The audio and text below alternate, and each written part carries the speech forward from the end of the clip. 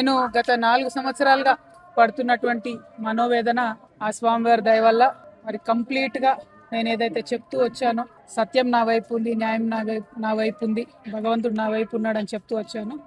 అదే నిజమని రుజువు చేస్తూ కంప్లీట్గా కోర్టులో మరి క్లీన్ చీట్ రావడంతో స్వామివారికి కాలినడకన వచ్చి మొక్కు చెల్లించుకుంటానని అనుకున్నాను. దానికోసం ఇవాళ ఇక్కడికి రావడం జరిగింది. నిన్న కాలినడకన కొండకెక్కి ఈరోజు పొద్దున్నే స్వామివారి దర్శనం చేసుకోవడం జరిగింది. మరి అదేవిధంగా రాబోయే రోజులలో తెలంగాణ రాష్ట్రంలో తెలంగాణ ప్రజల పక్షాన తెలంగాణ ఇంటి పార్టీగా పనిచేయడానికి ఫ్యూచర్లో పొలిటికల్ పార్టీని కూడా పెట్టబోతా ఉన్నాను.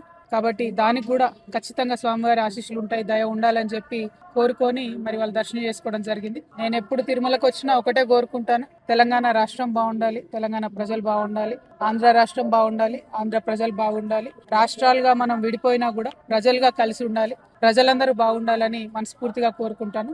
అదే జరగాలని చెప్పి మళ్ళీ ఒకసారి ఆ భగవంతుని కోరుకుంటూ థ్యాంక్ యూ. జై తెలంగాణ, జై ఆంధ్ర.